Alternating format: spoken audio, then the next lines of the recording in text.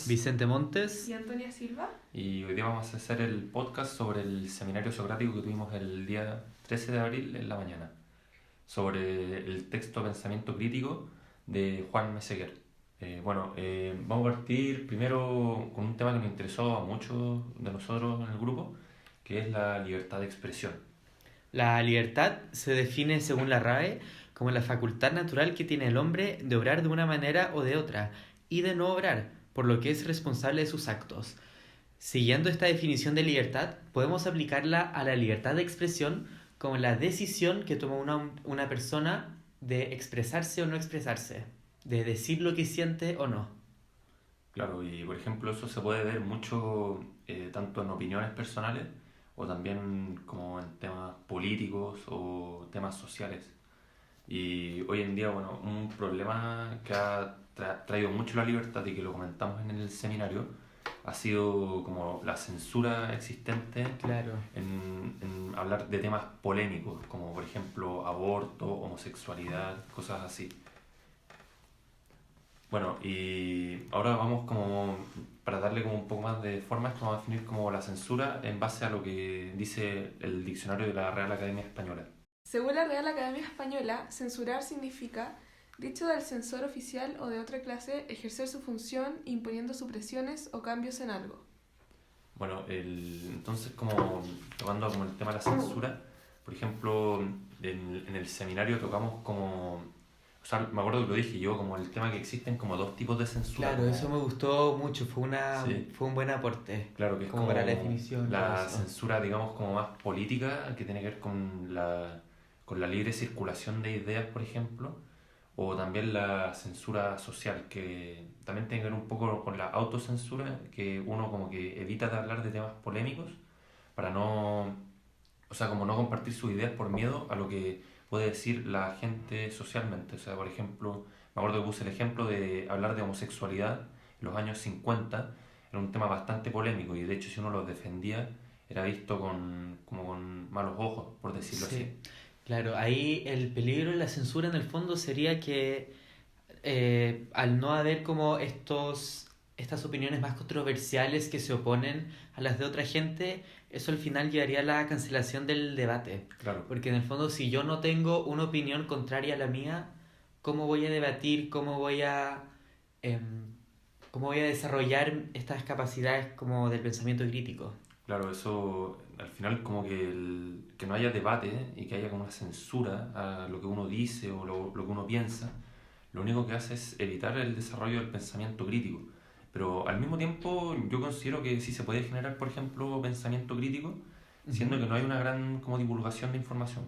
Es decir, que uno a partir de ciertas cosas que uno lo da, por ejemplo, digamos como en regímenes más totalitarios, en que uno lee como, no sé, por ejemplo, cosas del movimiento político, cosas así, uno a partir de eso igual puede generar una crítica, pero es más difícil Sí. porque uno no tiene como información de afuera Eso y mismo. no sirve para contrastar información. Como la Inquisición, el ejemplo que diste Claro, sí. el día del seminario. Por ejemplo, que haya estado muy arraigado durante, digamos, la Edad Media la creencia en Dios y que igual haya surgido como el ateísmo como un movimiento, pero fue más adelante, pero igual, siendo que está tan arraigado, igual pueden surgir como corrientes divergentes a un tema. Eso mismo, pero claro que en ese caso no todos podrían desarrollar bien su pensamiento crítico, solo Claro. la gente más valiente y que se atreve a pensar libre, es decir, rechazar las verdades oficiales y como separarse de la masa, solo ellos podrían desarrollarlo, opuesto a que si no hay censura y todos dicen libremente su opinión.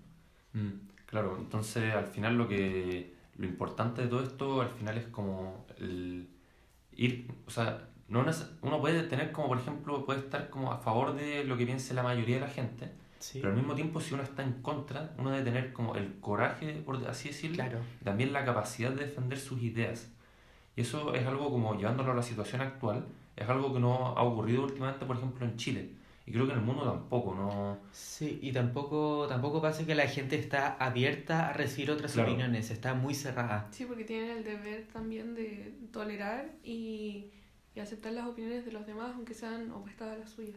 Eso es lo que le falta a mucha gente. Sí. Entonces, Claro. eso también impide el desarrollo de, bueno, el pensamiento crítico. Entonces, por ejemplo, mucha gente piensa que por opinar distinto a una persona como que le está, digamos, como pisoteando su libertad de expresión, como impidiéndosela, pero creo yo que el debate es clave en todo esto que tiene que ver con la libertad de expresión, porque es compartir ideas y es como un poco más la concepción como universalista que tenía, por ejemplo, Voltaire, los filósofos, digamos, de la Revolución Francesa, o sea, que inspiraron la Revolución Francesa, en que la universidad, por ejemplo, fuera un lugar donde converjan ideas y que haya un debate constante y intercambios de posiciones, cosas así.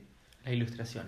Claro, la ilustración. Sí, es que al final hoy en día lo que más importa es como, no es quién tiene la razón o qué pensamiento es más correcto o no, sino que lo que importa es como ganar y que tu idea sea la que está bien, como antes de preguntarse Claro. si está bien o Pero Eso mal. mucha gente mismo. como que le da miedo que le refuten su idea y también, según yo, eso tiene que ver mucho con que no la expresen, Sí, Claro. que se la guardan. sí, Ahí se pierde la autenticidad moderna que dice Charles Taylor, Claro. que al final sería la aspiración a pensar por sí mismo, Mm. como no basándome en lo que dicen las otras personas. y al final esto igual ha llevado como al tema de, o sea, ya, nosotros que somos más como cercanos a las redes sociales, está muy de moda esto de cancelar por cualquier Claro, cosa. como Sí. el espiral del silencio. Sí, o que te dé miedo hablar porque te pueden funar o cualquier cosa. Sí, claro. Porque al final te silencian al tiro, ni siquiera ven si hay un poco de verdad en lo que Claro, tú dices sí. o no. Entonces es como el gran problema actualmente, Sí, como las redes sociales. es un tema. El dilema, sí. Y al final eso que hablaste del espiral del silencio, Sí. me gustó mucho que, bueno, para los que no saben, el espiral del silencio es un libro de Elizabeth Noel Newman, que en el fondo habla de el choque de dos posturas, de una con mucho apoyo y la otra sin. Entonces, al final la que tiene poco apoyo, la gente va a asustarse, va a querer encajar, entonces no va en contra de la mayoría y así gradualmente esta opinión más minoritaria va desapareciendo. Ujú. Claro. Y, o sea, como tú dijiste bien, esto se da mucho en las redes sociales más que nada. Por el miedo. El miedo, claro. Y al final se puede hacer un buen uso de eso, o sea, como que Sí, o sea, por es ejemplo, mejorable. yo creo que las Claro. redes sociales pueden ser un buen método para, por ejemplo, compartir ideas, cosas así. Sí, para informar. Claro, para informar de distintas posturas, pero al final el miedo a la censura y digamos la censura social, como lo dije, es como un gran impedimento y tiene yo encuentro que puede ser muy útil hoy en día. Sí. Es que sí, Porque, hay mucha claro. más libertad de expresión mediante Mm. eso. Y es una manera más fácil de llegar a información también, aunque bueno, hay veces que puede ser falso y todo, pero en general si uno sabe buscar bien es Claro, esa también. verídica. Eso es algo importante también, que debemos como saber estar bien informados y saber discernir entre una información buena y una falsa. Sí. Ese también es algo importante. Bueno, este ha sido nuestro podcast. Espero que les haya gustado y nos veremos en la próxima. Sí, muchas gracias por haber escuchado, que estén muy bien.